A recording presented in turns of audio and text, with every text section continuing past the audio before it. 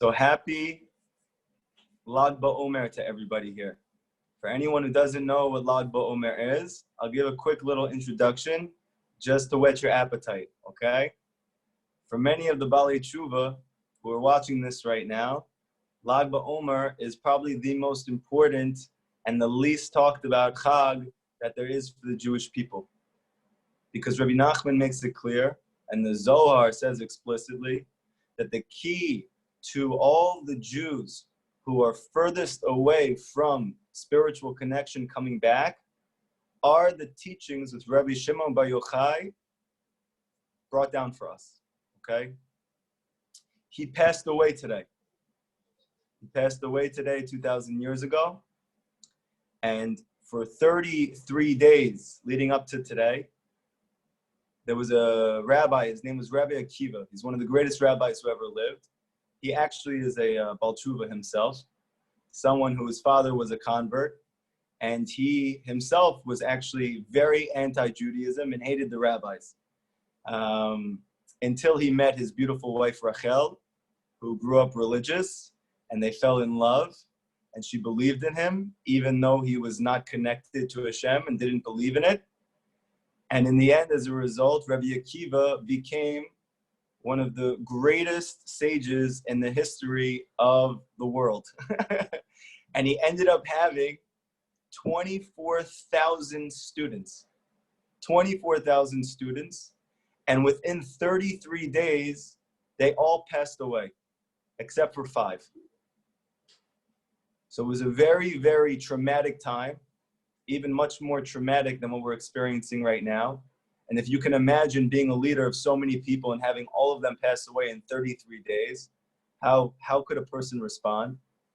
Except Rabbi Akiva, and probably because of his upbringing and by the fact that he had to overcome so much to get to this place, he was able to start all over again with 5 students. He had 5 students left who survived, and he taught them everything that he knew. One of those students, his name was Shimon, the son of Yochai, Rabbi Shimon Bar Yochai. The Gemara speaks a lot about him. The Arizal says he was a Gilgul, a reincarnation of Moshe Rabbeinu. And so therefore Rabbi Akiva was teaching Moshe. Now very interestingly, just as a side note, we know that Moshe Rabbeinu was able to see from his point of life until the end. Before he passed away, in Kabbalah they explain, what did it mean he got to see the land of Israel? It means that he got to see until the end of history, until the redemption. Because he himself was so troubled by the fact that he was not taking the Jewish people in. So Hashem showed him, in fact, he would in the future. And he had peace, and he was buried like that. What did he see in the future? He saw Rabbi Akiva. There's a famous story about how he saw that there was a person who was teaching the most intricate Torahs and connecting to the deepest wisdom, and he wanted to know who it was. Said it was Rabbi Akiva. And Moshe himself said, I would love to learn from him. So interestingly, and this is a good point for us to know, that's exactly what happened. Now, many of our prayers in our life, they don't seem to get answered. And the answer I give everybody is, not yet. Because Moshe Rabbeinu prayed 515 times to take us into the land of Israel, to save the Jewish people, to take us away from slavery and to experience freedom forever. And Hashem said no. But he didn't say no, period. He said not right now. Because they're not ready right now. Because if Moshe would have took us into the land of Israel and built the Beit HaMikdash, the sages teach that the Jewish people would not have survived the whole event of whatever would have took place. And because Moshe would have built the Beit HaMikdash, it couldn't be destroyed. Just like he built the Mishkan and it wasn't destroyed. So what did he do? He knew Moshe's inner will. He knew his Ratzon. And therefore he has him come back multiple times. In fact, the Arizal says he comes back 120 times. Every 50 years, the soul of Moshe Rabbeinu comes back to lead the Jewish people. And interestingly, though, even though Moshe said, I would love to learn from Rabbi Akiva, and though he was the one who brought down the whole Torah, even though he spoke to Hashem every day, and then Hashem said, okay. And he reincarnated him as a person called Shimon, and he learned from Rabbi Akiva. Now, this piece that we're going to say now about Lag BaOmer, about what's happening right now, this is all about Shimon Bar Yochai. There was an amazing thing that took place with him. When he was fleeing from the Romans, when they were trying to kill everybody, when they invaded the land of Israel, he fled with his son. And only them two were able to get away. And the only place they can go that was safe was in a cave. Now, by that cave, they had a little bit of sustenance. They had a tree that had a little bit of food. And they had a little bit of water. That was all they had. They spent 12 years in that cave together in order to avoid the persecution of the Romans. What did they do for 12 years? He taught him Torah. They learned Torah. They came outside, and as you can imagine, if you for only 12 years, every moment of every day for 12 straight years was learning the deepest wisdom that there ever was and connecting to the most inner reality of existence, and then you come outside and you see people farming and conversing about things that don't necessarily matter. So Shimon Bar Yochai's experience of that was that he got very angry because he couldn't believe how many people in their life were wasting their time. That you're here for one lifetime, for one experience, to try and do your mission, and the majority of the world has no idea that they're even here for that. And he couldn't take it. And Hashem told Rabbi Shimon Bar Yochai, that's not why I brought you here. I didn't teach you everything in the cave for 12 years so you can come out and burn everything up. Go back in the cave. So we went back for one more year, which is, by the way, now 13 years, which is Gematria Ahava, love, which is Gematria Echad, unity. He comes back out, and instead of burning the world up with his consciousness, he then brought the whole world back with love. We are celebrating his death and his life today. And the Zohar, which he wrote, in the Zohar itself, it says the key to the redemption is going to be this book, the Zohar. All the teachings of the Zohar, which we now know as Kabbalah. That only this, in the end, in the merit of this, is going to bring back the Jewish people at the very end. And if you see all of the Baalei Tshuva who are coming back, they're not usually coming back because they heard a shtickle Gemara. They're not usually coming back because they heard a really sweet halacha about how you have to tie your right shoe and then your left shoe. Okay? The majority of soul searchers are coming back because they heard something very deep. And this very deep thing that they heard touched them in a way that they never experienced, and they don't even know how to put a finger on it. And this is the beginning of their journey back. Now, obviously, we need to learn halacha. And obviously, we need to learn Gemara. However, it's not in the merit of those things that all the Jewish people are going to come back in the end. It's in the merit of the Zohar.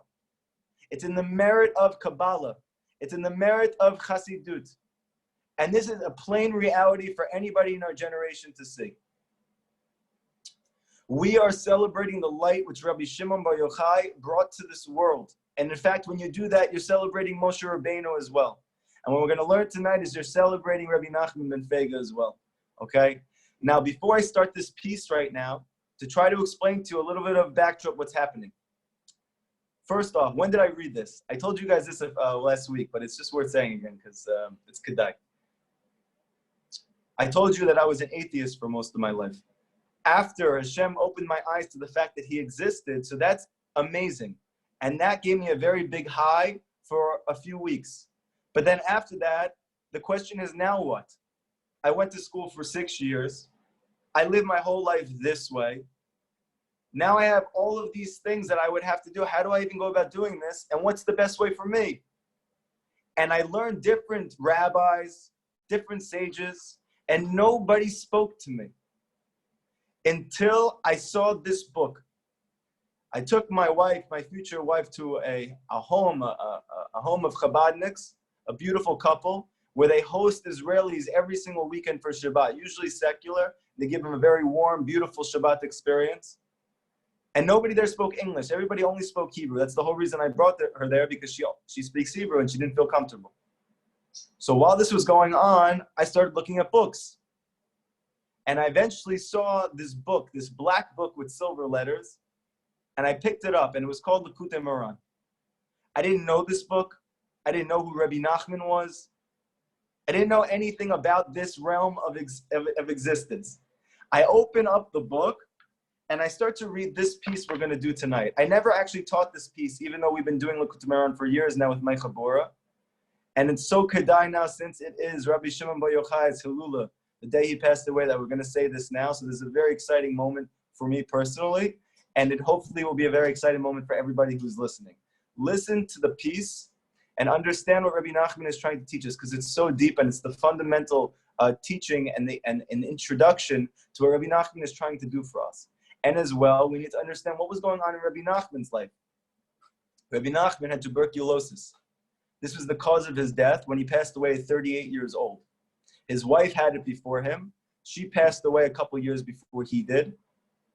And then he spent the last few years of his life very gravely ill. Very, very, very sick. However, he never stopped teaching. And he never stopped trying to give over what he had. Now, even though he was in Breslov, and that's where he became a Hasidic master, and that's where everybody flocked to him for his wisdom and his teachings, he said he didn't want to be buried in Breslov. He said he wanted to be buried in a city called Uman. Why did he want to be buried in Uman? There was something called, I want to see if I get the name right. We'll just call it the Uman massacre, okay? Thousands and thousands and thousands of simple Jews, not learned, not rich, simple, good-hearted people who were Jewish, that the Europeans came in and tried to get them to not keep the Torah, to convert, to do X, Y, and Z. And when they didn't, and they all said they would rather die, even though on paper, these were people who should say, whatever you want, because I want to live. And they all died as a result. They were all buried in Uman. And when Rebbe Nachman walked past Uman for the first time with his students a few years before that, he looked around and he told them, the smell of Gan Eden is here. They didn't know what that meant at the time. Years later, right before he was about to pass away, he said, I want to move to Uman. Okay? Now, on Shabbat, right after Shabbat ended, there was a fire in Breslov, and it destroyed the majority of the town. His house was completely burnt down. What was Rabbi Nachman's response? He realized this was a sign from Hashem that his life was about to end, that it was time for him to go to Uman. It was time for him to be buried. Now, Rav Natan brings down that in Rabbi Nachman's life, when he first met him, Rabbi Nachman thought he was going to save the whole world. He thought he was going to rectify everything.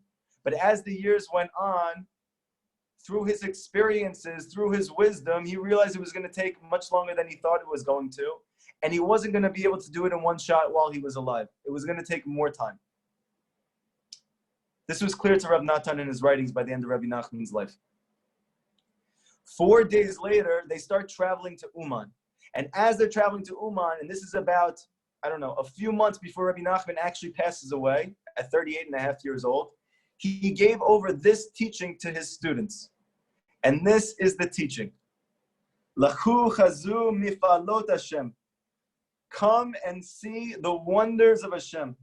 Hitgalut nifla misod gedula tatana ha'eloki Rabbi Shimon ben Yochai. The amazing revelation concerning the mystery of this godly sage, Rabbi Shimon bar Yochai. You should know, for someone to be called godly is not a small thing. Even amongst the sages, to call a sage Ish Eloki, man of God, or a godly sage, it means he has attained a very, very high level. So he's introducing like this. Rabbi Shimon bar Yochai, Hivtiach shelo tishtakach Torah mi Yisrael ad yado. He gave assurances in his lifetime that despite what looks like would be a time in history that the Jewish people would completely forget their heritage, that they would completely forget the Torah, that they would completely forget who they were. Rabbi Shimon bar Yochai stood up to his contemporaries who were much older than him. He was a student at the time. These were the leading sages of the generation. And he got up, and even though they all decided and they came together and they proclaimed there's going to be a time in history when the Jewish people completely forget the Torah. Rabbi Shimon bar Yochai got up and he said, they will never forget the Torah. How did he know that? Where did he get that from? How could you be so bold? It's not like nowadays when you're in America and all these American kids come to a class. You have a guy who's been learning something for 60 years. The guy says, this is what it is. And then the kid says, that's not what it is. Everybody does that nowadays. This is what it's like to be an American. 2,000 years ago, people respected sages. If someone had learned for 60 years, you assume they knew more than you. Nobody got up and said anything. You listened. You tried to learn. And then later on, you formulated it. You came back with a question. But Rabbi Shimon Bar Yochai got up in front of everyone. These were the greatest people who ever lived. Much bigger than him at the time. He was a student, young. And he came to them and he said, you're wrong. The Torah is never going to be forgotten by the Jews. Like it says in the Gemara, in Masechet Shabbat,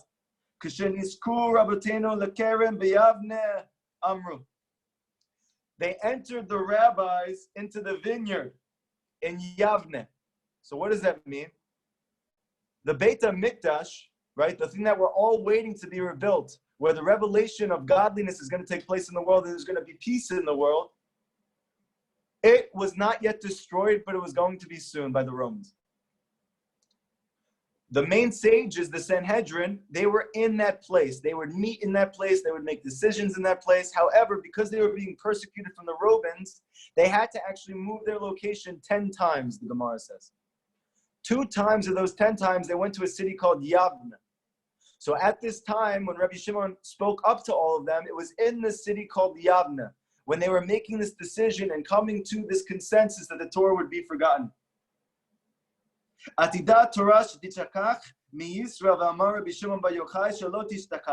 They said with certainty that in the future the Jewish people would forget who they were. They are going to forget the Torah. And Rabbi Shimon Bar Yochai said, never.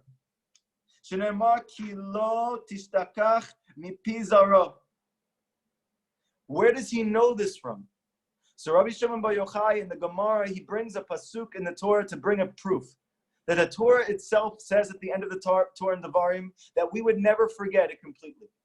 What's the pasuk? It says, Ki lo tishachach mipi zara. It will not be forgotten from the mouth of the children.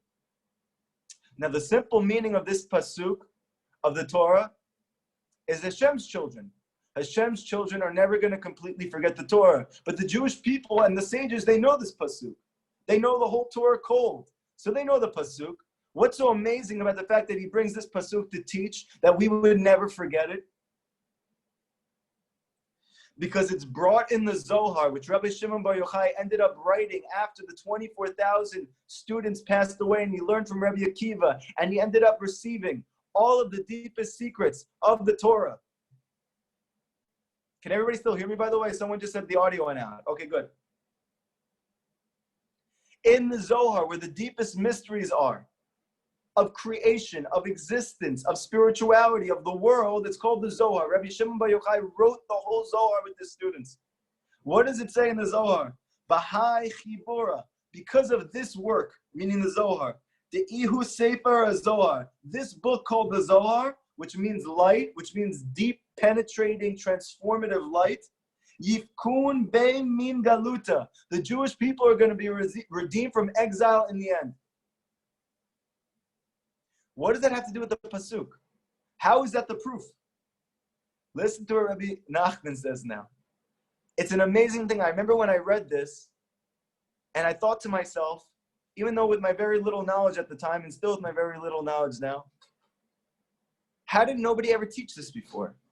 How could this not be understood?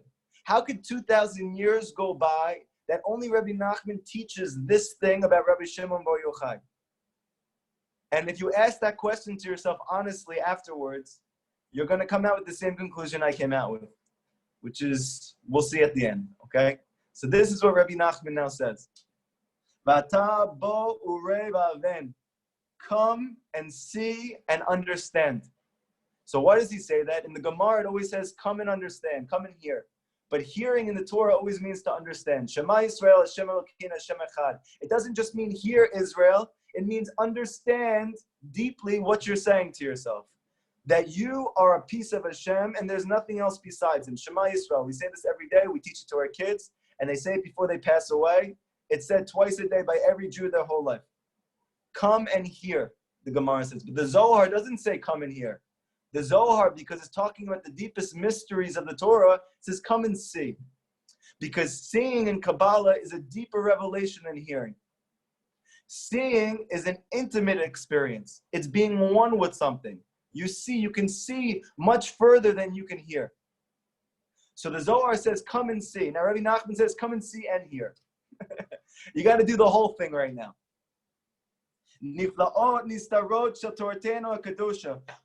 For you who think the Torah is just stories about people made up by some random person with these crazed slaves, listen to the wonders and the mysteries of the Torah, because you are mamash missing out on the deepest truths of reality.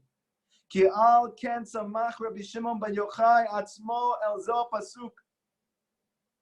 based himself on this pasuk,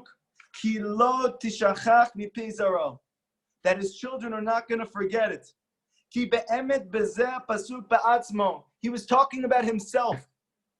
Because of his children, the Jewish people weren't going to forget it. What does that mean? We know that according to the Torah, anybody who teaches a student, he gives birth to him.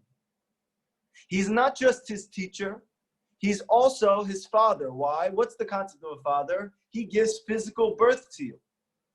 But anytime that you give birth to a new reality, you're called the father of that thing. So just like your father gave birth to you physically, your rabbi, your sage, your tzaddik gives birth to you spiritually. So Rabbi Shimon Bar Yochai was hinting in this pasuk that because of him, his children are not going to forget it because of me.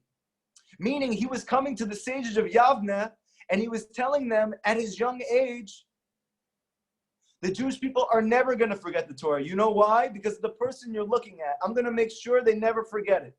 Because my children, my students are going to make sure that the Jewish people are redeemed at the end and they never forget. Where does he know that from? This is beautiful. It's very nice to connect these things. But how do we know Rabbi Nachman is not just trying to drush it up, to make some nice exposition? Do we see any proof that Rabbi Shimon Bar Yochai was actually speaking about himself in the pasuk? And that's why he brought it. Shehu Rabbi Shimon Bar Yochai ayader los tistakach haTorah miYisrael ki sofei tevot shel zeh pasuk. Because if you look at the last letters of each word in this pasuk, ki lo tishachach mipi zaro, you're going to see the letters Yud, Aleph, Chet, Yud, Vav. They spell Yochai. Who did we say is the reason that we're going to have the Torah at the end, that we're never going to forget it? Who's the one who claimed that we're never going to forget it? It was Shimon Bar Yochai, the rabbi, the godly sage Shimon, that he was the son of Yochai. Meaning in the actual pasuk itself, that he was telling them they're never going to forget it. You know why? Yochai. Because me, the son of Yochai, is going to make sure that the Jewish people never forget the Torah. It's in the pasuk itself. Yochai. This is hinted to and revealed in the pasuk itself, because it says his children are not going to forget it because of his mouth. Mipizara, the mouth of his students. Daika, specifically his children. Meaning the students that Rabbi Shimon Bar Yochai had, his children. We know that as opposed to Rabbi Akiva's students who died in these 33 days, 24,000 of his students died. Why does the Gemara say that is? Because they did not respect each other. So this is a very hard thing to understand. How can you have 24,000 people of the greatest sage who ever lived that Moshe Rabbeinu wanted to learn from, Rabbi Akiva, and they didn't have common respect for each other? The answer is so important. Because there is, and I know this is controversial, there is a limit to what learning revealed Torah can do for people. Now, I know the traditional Jewish world doesn't want to hear anything about that, doesn't want to speak about that, but this is a reality. That when a person learns only halakha and Gemara, he is not transformed into another human being, no matter how much knowledge he accrues. Even if he learns everything Hashem wants him to do, and even if he doesn't become that thing. He does that thing. The deepest wisdom of Torah, Kabbalah, Zohar, Chassidut actually transforms you. They didn't respect each other because it's impossible to get that level of respect for everybody around you, for life, that love that's necessary from revealed Torah alone. So no matter what Rabbi Akiva could teach them, it's capped out at some point. Now Rabbi Shimon Bar Yochai merited to the deepest mysteries of Torah. We're going to learn in a moment, these mysteries come from a sphere that's called Bina. Now, there are 10 emanations, 10 lights which are revealed in this world. The lowest 7 are corresponding to the revealed Torah, what all of us can pick up and learn. This is what Hashem wants from us, but it doesn't change you. It doesn't light you on fire. It doesn't make you want to become a better person necessarily. Or even if it does, it doesn't tell you how. Or even if it tells you how, it doesn't allow you to do it. Something doesn't allow you to move and to change. What's the reason? Because it's revealed. In Kabbalah, they explain that in order for a person to completely transform, he needs to tap into something which is hidden, not which is revealed, something deeper. Now, if you go above these 7 emanations, these 7 revelations of light which are revealed, you have this sphere called Bina. This is a feminine sphere. This is a feminine quality. This is a feminine revelation of godliness. It's called Bina. And according to the Zohar, this is where the secrets of the Zohar come in. It comes from Bina. Now, we know that in the beginning, when Adam and Rishon, the first man and Chava were together, Adam and Eve, they ate from the tree of knowledge. And Hashem said, wait till Shabbat and eat from the tree of life. And then Zohar and Kabbalah, they explain that if they would have waited till Shabbat, they would have been able to eat from the tree of life and then also eat from the tree of knowledge safely in a way that was good for them. But they did not wait. And they ate. What was this tree of life and what was this tree of knowledge? So in Kabbalah and Chassidut, they explain the tree of knowledge is called revealed Torah. It's called Halacha and Gemara. It's called Musar. Within there, even though it's all godly, there's also bad. How can you say that? Because when you learn halakha, what are you learning in Jewish law? What to do and what not to do. So the not to do is the bad. So there's inherent bad in there. And now we have to separate them and connect to the good. So it's important and you need to do it. However, what's the tree of life? It's called Bina. This female revelation of godliness is called Bina, understanding. That's the tree of life. This is where the secrets of Kabbalah come from. They come from Bina. They come from the Zohar. It all comes from this place called Bina. So Rabbi Shimon Bar Yochai is saying, you know why the Jewish people are never going to forget the Torah, even though you think so? Because you're only learning revealed Torah. But I'm going to reveal the hidden Torah. And the hidden Torah is going to save the Jewish people in the end because it's going to take us out no matter what we're going through. Because that's the power of this hidden Torah. And my children are going to give it over. My students. Why? What gives them the merit? And this is so important for us, especially right now. How are we going to have redemption? When is all this going to change? When are we going to experience what we're all waiting for? Peace, love, truth, health, life, sustenance. No worries, no anxieties, no concerns. What's the key? Every day, 3 times a day, we say the Amidah. We say Hashem is going to save us for His name's sake, be'ahava, with love. With love. What does that mean? We say it every day. We never think about it. It means because He loves us, He's going to save us. That's what people think. It means for the sake of love, meaning through the quality of love, only through that Hashem is going to save us in the end. Rabbi Shimon Bar Yochai's students, even though there was very few of them, 11 of them, 10 of them, 12 of them, they loved each other and their rabbi with a tremendous, endless love. Why were they able to develop such a love for their rabbi, Rabbi Shimon Bar Yochai? when Rabbi Shimon Bar Yochai and the other students of Rabbi Akiva couldn't develop that love with each other? The answer is because the teachings were from the hidden place of Bina. And when they're above this physical world, you can access something that's beyond what's normal, which is called love. Because Rabbi Shimon Bar Yochai taught them the secrets, now they loved each other. You'll notice amongst the Jewish people, where do you see the most achdut, the most unity, the most love, not just for religious Jews, but for secular Jews, not just for secular Jews, but for the creation? It's from Hasidic masters and their students. Why? Why is Chabad all over the world loving and respecting every single person and every Jew, no matter what?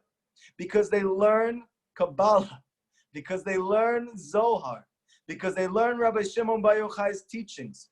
Why is Rabbi Nachman and his students teaching the whole world to love every Jew no matter what, even though it's a principle in the Torah, and Rabbi Akiva says the whole Torah is founded on it?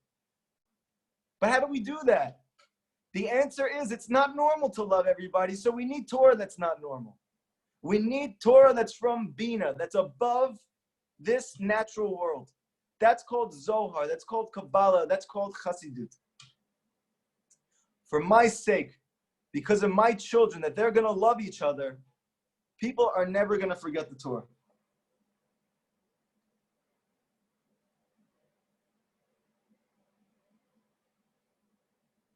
V'da, and you should know, v'so Rabbi Shimon ba'atzma, that Rabbi Shimon himself, it's not just that Yochai is alluded to, that he's the one who's going to redeem us, that through his teachings we're going to be redeemed in the end, and that's what he was telling them. There's another pasuk in the Torah that's just as explicit, that is revealing to Shimon, his first name. Hu merumaz b'pasuk acher. It's another pasuk. Ki da ki atana kadosh, because this godly transcendent Tana, this sage, Rabbi Shimon, hu bechinat, it's the concept from the pasuk from Daniel. We know Daniel is a book where the deepest secrets of Torah are there, but they're hidden. It's hard to reveal them. The Zohar deals a lot with these secrets in the Zohar. One pasuk from there, it says, Ir v'kadish min shemaya nachit. It's written in Aramaic.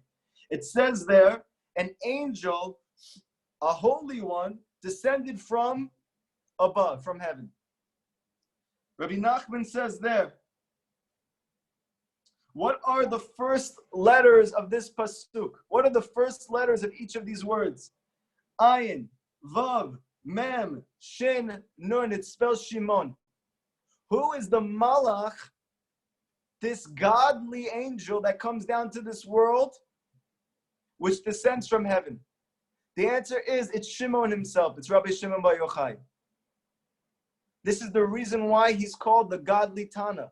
Because even though he was a physical, normal human being, he attained such a level through his connection to Hashem, through his time alone with him, and he bodedut for 13 years with his son, through his love that he had with his students, that he was able to reach the level of called malach, that you're an angel in a human form. Now, interestingly, they explain in the Chassidut, Rabbi Yitzhak Ginsburg brings this down, that Moshe Rabbeinu himself, he's called Ish Elokim. We say this in Tehillim in Perek Tzadi, 90. Ish Elokim, the man of Hashem. What does that mean? So Rav Ginsburg explains, it means, in Kabbalah and Chassidut, they explain that Moshe, from, so to speak, the chest down, he's called Ish, man. In Kabbalah, they explain Ish means tzaddik, meaning he got to a very high level of mastery of his body, and using it only for spiritual and higher reasons. That's called tzaddik. And from the chest up, the head, he's called Elokim. He's called God. Now you're going to say, that's crazy. How can you say Moshe is God? We're not saying Moshe is God. But we're saying that from the head, his consciousness was completely godly. It was pure godliness, Elokim. Where's a clue to this? If you take the name Moshe and you flip it around, it's Hashem. Mem, Shin, Hey, you just flip it, Hashem. Who is the one who taught us the Torah? Moshe Rabbeinu. Who is the Torah that Moshe taught it from? Hashem. Moshe was the pure revelation of Hashem in this world. And the Arizal said that Rabbi Shimon Bar Yochai was a direct reincarnation of Moshe Rabbeinu. That he came again to rebuild again. That after 24,000 Jews died, he rebuilt the whole thing with his few students through love. And he revealed now the deepest mysteries he didn't when he took us out of Egypt thousands of years before that.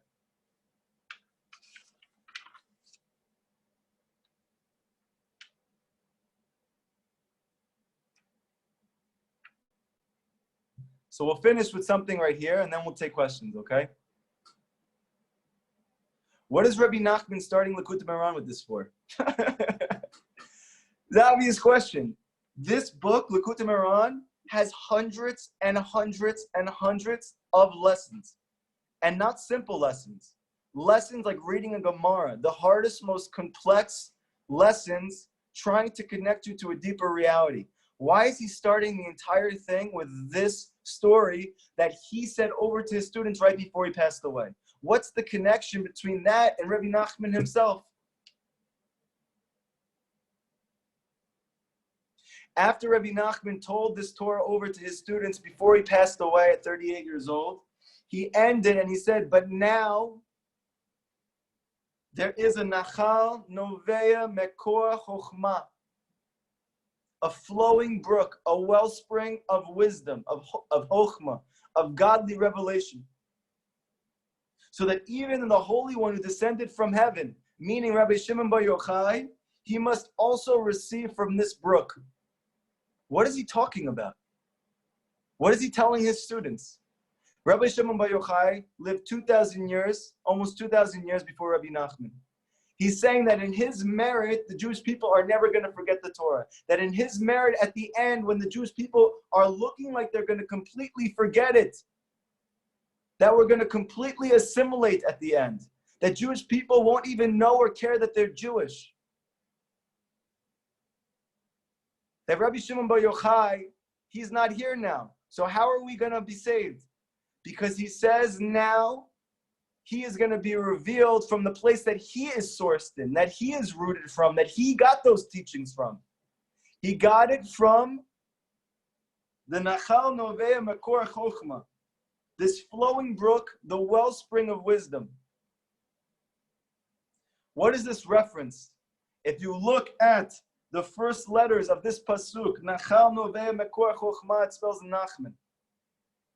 He was alluding to himself. So what is he saying?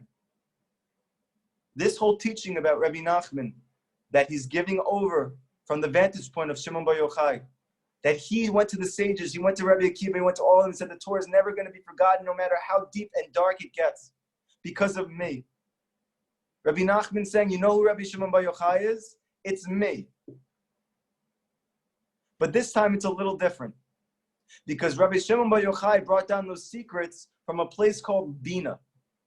But Rabbi Nachman of Breslov, who was the Nachal Novea Mekor Chochma, he himself is rooted in the place called Chochma. This is a revelation of godliness that's higher than Bina. So he's saying the Arizal is right. He does come back many times. Who is he now? You're looking at him right before he passed away. Nachman. I am the Mekor Chochma. And from me, Rabbi Shimon Bar Yochai got those teachings 2,000 years ago. Why is he telling us that?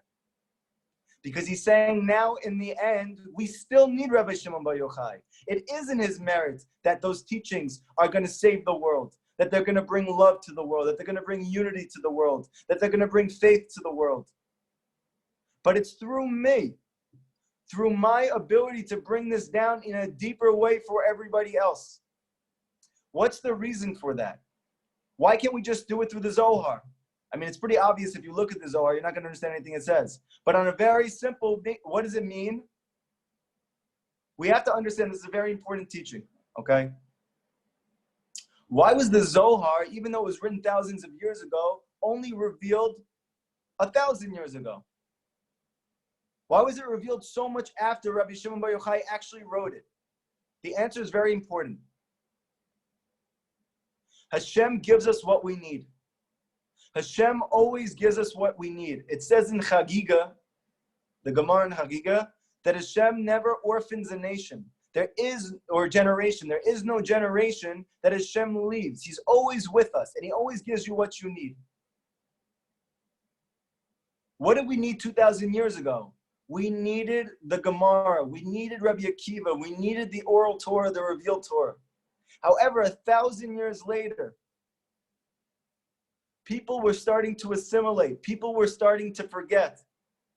But Hashem always gives you what you need. So what did He do? He revealed the teachings of Rabbi Shimon Bar Yochai from this place called Bina, which is higher. It's more hidden. It's a higher light.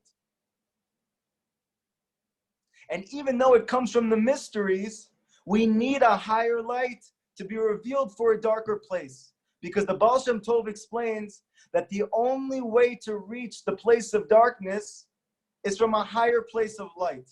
You need a deeper source, a deeper light to go down to a lower place. How does the Baal Shem Tov explain this? Let's say you go on top of a building and you have a ball. You throw the ball off the building. Let's say the building is 500 feet high.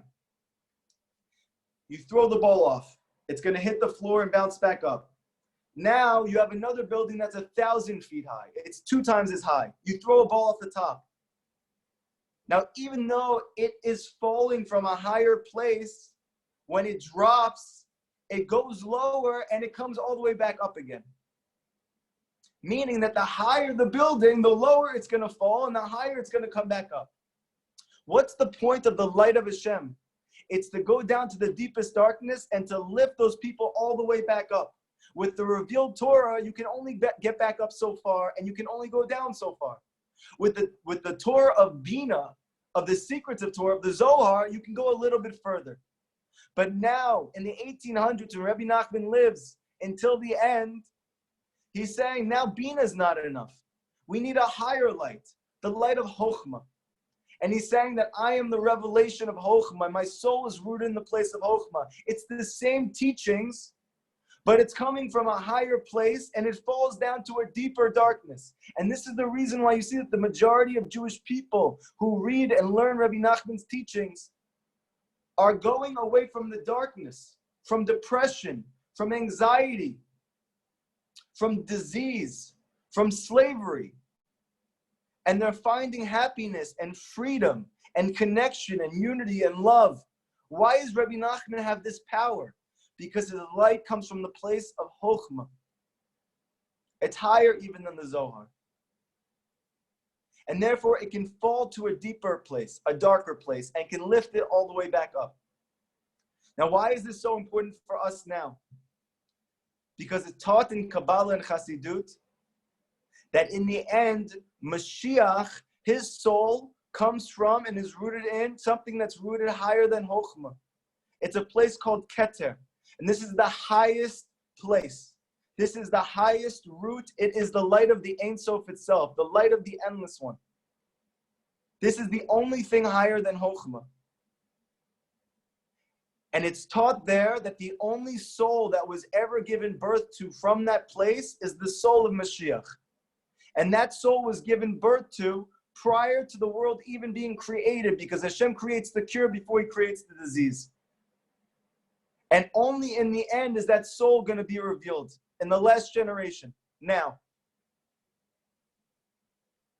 what is he going to be teaching?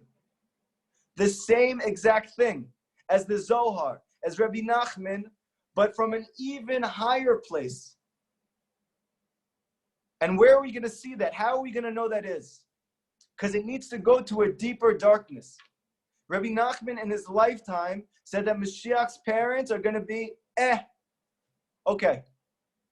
What does that mean? He's not saying they're going to be bad people. They could be great people, really, really nice, wholesome people, really sweet people. But they're not going to be holding spiritually. They're not going to be steiging in the mitzvot and learning Torah every day. They're going to be probably assimilated. They're going to be Why is that? Because in order for Mashiach to save all of the Jewish people, he needs to start in the greatest darkness. He needs to start in Edom, in Western civilization. He needs to start in America, in a place like this. The place where there is complete assimilation and the Jewish people have no idea that they're Jewish. Why does he have to start so low and so far? The answer is because the Baal Shem Tov teaches that the highest light is the only way to get down to the deepest darkness. Bye-bye.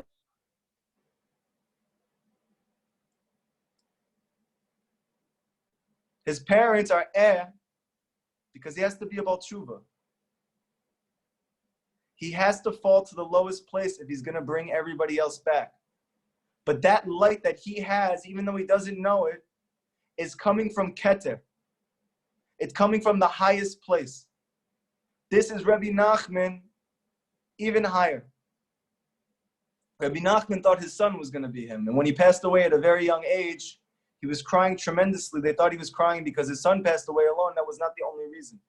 It was because he was really, really sure that he was going to be it. And when he passed away, he realized it was going to take much longer for us to be redeemed. Now it's 210 years later, and everybody agrees this is the final generation, and the Mashiach is already here. His steps are already being heard. Now he just needs to be revealed. What's the key to him revealing those teachings? The answer is love. We need to love each other. Rabbi Nachman says explicitly in Likutey Moharan that the more the Jewish people love each other, the greater the revelation of godliness they can bring into the world. That just like Rabbi Shimon Bar Yochai's students loved each other so much, and Rabbi Nachman's students loved each other so much, Mashiach's students are going to love each other even more. All of us need to find love. How do we connect to love? The answer is we need to learn the mysteries of Torah. We need to learn from the Nachol, Novea, Mekor Chochma. We need to learn from Rav Nachman ben Fega how to love. He is holding on to the deepest secrets, which are going to bring and are bringing everybody back. 100,000 people this past year in Uman. Millions more who are transformed through his teachings, and it's getting stronger by the day. The footsteps are heard. The goal now, the key now is we need to become vessels for this. How do we become vessels? By being genuine, by being humble, by loving every single Jew. I want to end with this and we'll go into questions. Adolf Hitler, his name should be erased. He killed 6 million of our fathers, of our mothers, of our grandparents, 6 million Jews. I want you to hear the irony, the prophecy that Adolf Hitler had. Adolf Hitler told the Germans when he was wiping out all the Jewish people, you need to know something very important. You can't let one Jewish boy survive the camps. And they thought, okay, yeah, well, of course, that's what we're doing. We're exterminating. He says, no, you don't understand. You can't let one boy survive. Not one. Not in Dachau, not in Bergen-Belsen, nowhere. Not in Auschwitz. Every single one of them has to be gassed. You know why? Because if you let one Jewish boy survive, that Jewish boy is going to find the Torah and he's going to start the whole thing over again. Adolf Hitler said this. You can look it up after the class. My grandfather, his brothers were killed in the Holocaust. His sisters were killed in the Holocaust. His parents were killed in the Holocaust, gassed and murdered and buried. My grandfather was the only one who survived. He went in at 13 years old. He came out 5 years later at 18 years old. He was going to move to Israel and he found out an aunt in America, so he wanted to come with family because he lost everyone. He was already assimilated to some extent. He didn't even know that his parents were Hasidic. He then gave birth to 3 children. One of them is my mother. And they, because of society and because of being after the camps and because of moving and not knowing anything about who we are, they became even more assimilated. And my mother, my father, gave birth to 2 children, my older brother and me. There's many people out there who have grandparents from the camps, parents who are completely secular, grandparents who are completely secular, who are now turning the world over when they found the Torah again. That Hitler was right. You should have got every single one of us, because all you need is one to survive, and he's going to start the whole thing over again.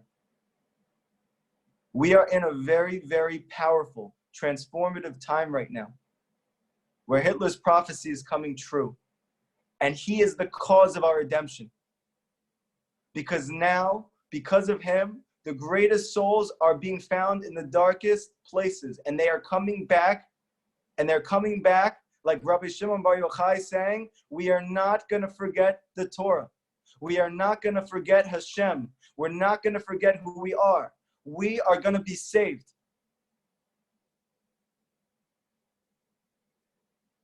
Thank you so much, everybody, for listening tonight. This week, we're going to continue to learn Rabbi Nachman's teachings. I hope you guys have an amazing, amazing, amazing Lag BaOmer. This is an incredibly happy day. Very, very happy day. You should be as happy as possible, because there's a great light that's shining right now through every single one of us. You just have to tap into it and to connect to it. To love. To love. It's so important to love. That's what we're learning. Love is the key to the mysteries. Somebody is asking, is there any way that we can sponsor further classes? Is there any way we can donate to Tzion to try and help the cause? Yes, for sure. You can put money into the Chase Quick, I don't even know. I don't even know how these things work. My students explain to me. There's a Chase Quick Pay, I guess. You put my email into it, Kalmus@gmail.com, or sionbreslavproject@gmail.com, and you can put it in there. If you have questions about it, you can email us at sionbreslavproject@gmail.com or rebbekalmus@gmail.com. Can you write it? Someone else is going to write it. Hopefully, Bezrat Hashem, one of my students is going to write it for everybody right now. That would be a big help. Thank you so much. Does anybody have any questions about why we spoke about what we spoke about tonight? What do we do with this moving forward? How do we connect to this? You know, this is a very, very powerful time. This is the time to ask those deep questions, because the answers are available today. Any questions before we hang up together?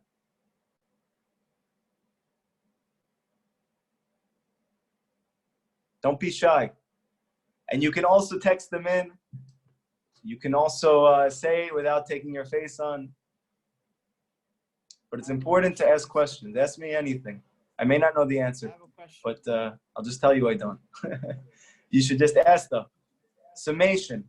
Summation. Good. Somebody wants a summary. Very good. Summary is like this.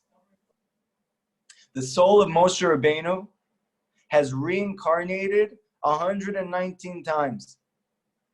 Adam Arishon was the soul of Moshe Rabbeinu. Mashiach is going to be the soul of Moshe Rabbeinu.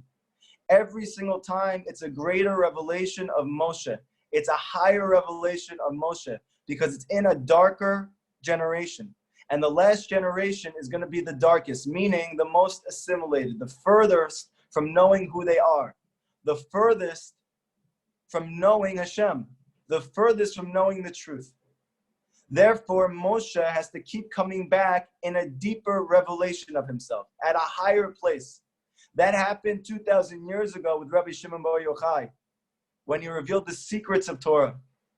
It happened again 200 years ago with Rabbi Nachman of Breslov, but it came back in a deeper, more powerful, stronger way. It is going to happen one last time for the 120th time in our generation, with the coming of Mashiach Tzidkenu, when Moshe Rabbeinu is going to come back to redeem all of us. But he is going to come and he's going to be found in Sodom. Like the Midrash says, where is David found?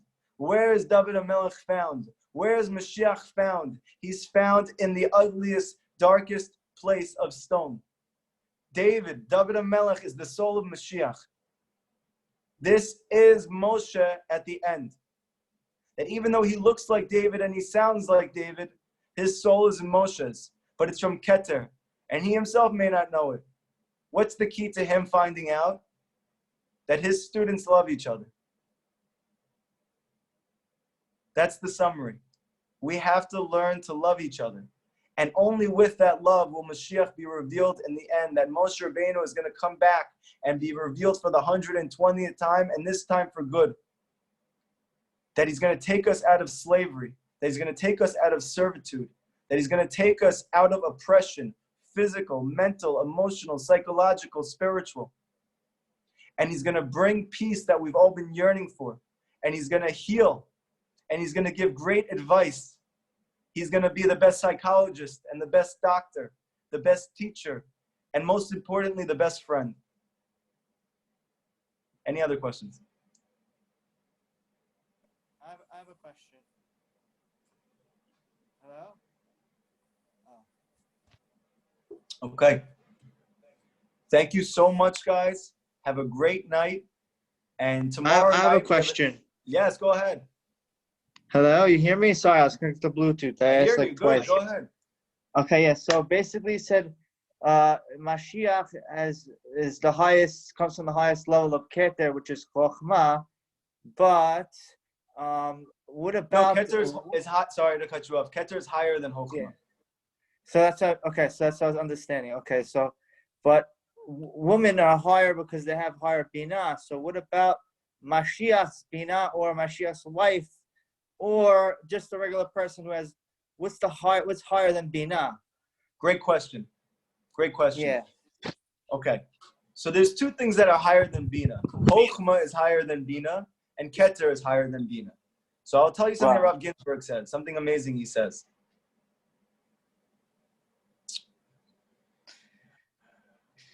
Mashiach, Moshe, when he came down and took us out of Egypt, he needed to separate from his wife for a period of time. Right. He needed to disconnect himself from physical reality so that he can connect to spiritual reality.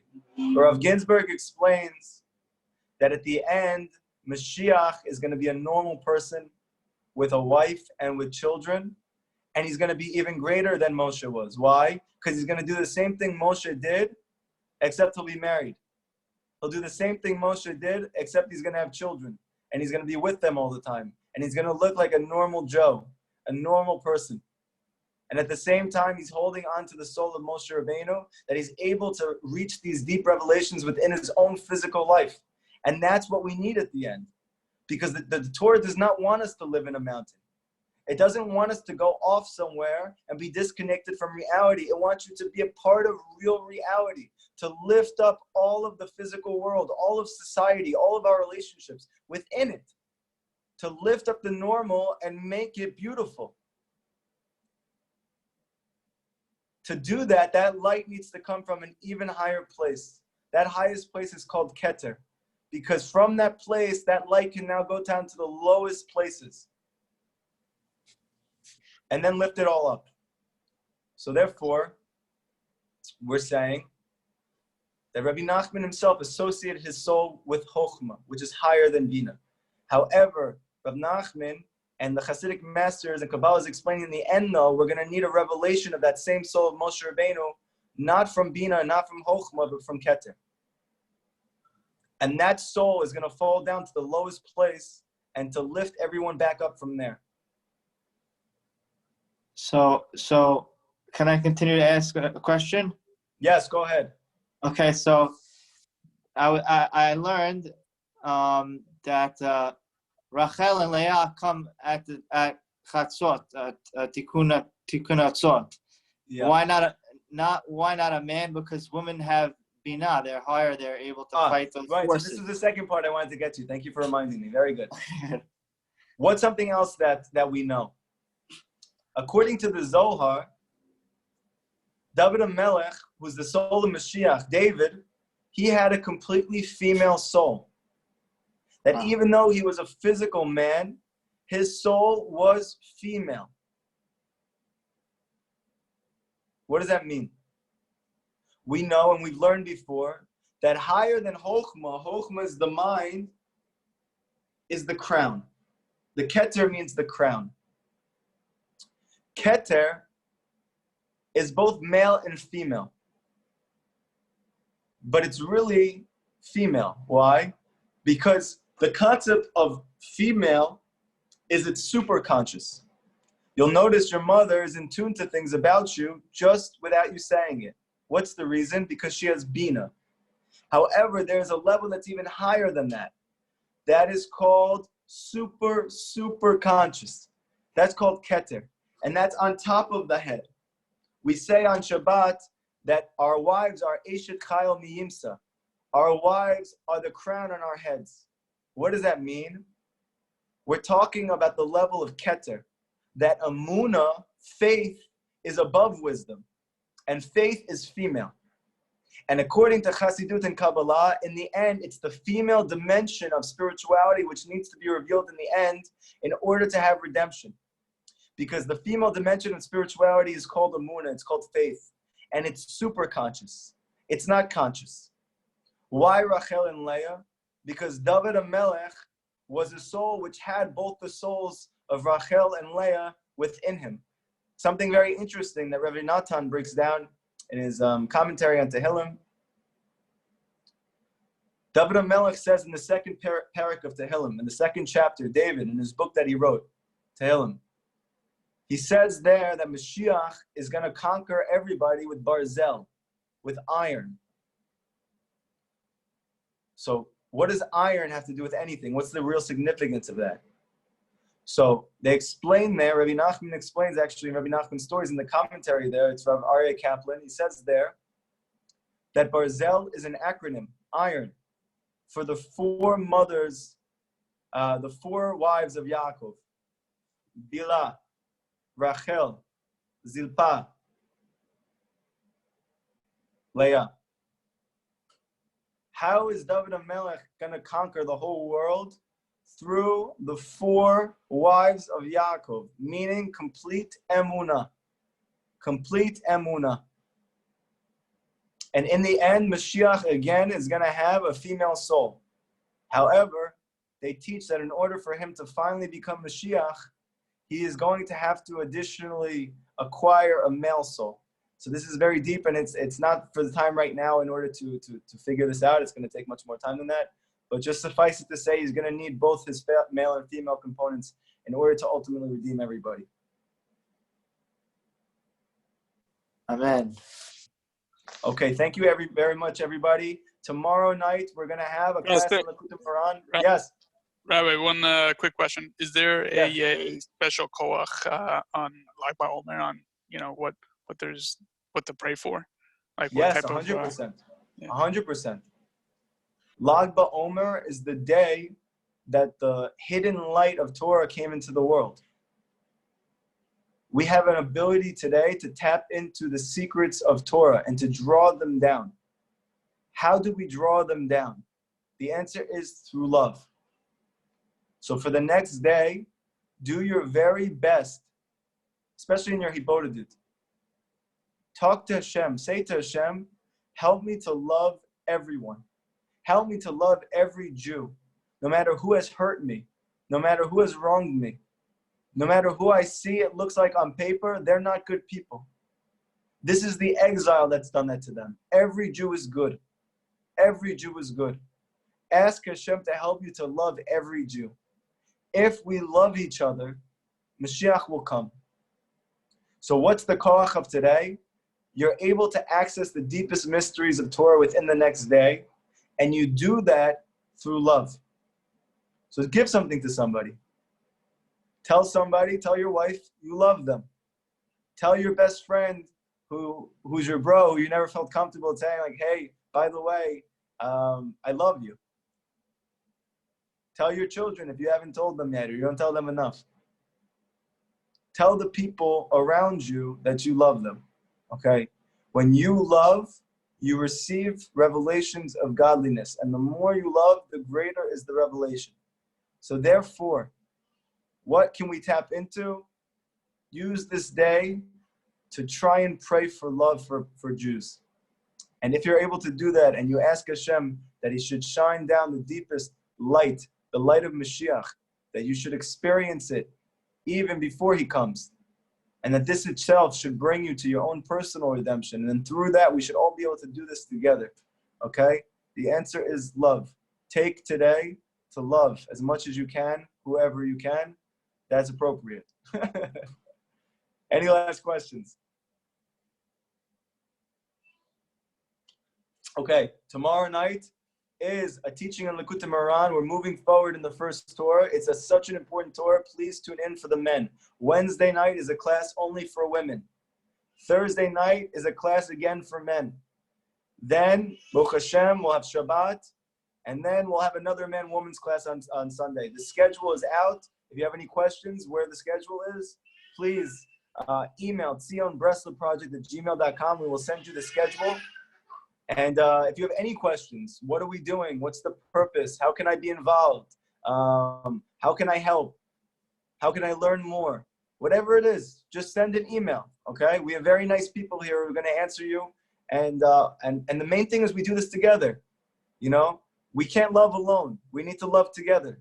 Tzion is here in order to cultivate that love amongst the Jewish people and to shine the light of Rabbi Nachman down in the world to be able to do that. Because the key is that wisdom. That wisdom is what's gonna cause the love to grow. Okay? So therefore, we need to learn Rabbeinu's Torah. And through this, we're gonna learn to love. Okay? And then through that, we're gonna have the redemption. Everybody have a very good night. It was so nice to do this with you guys. Happy Lag BaOmer.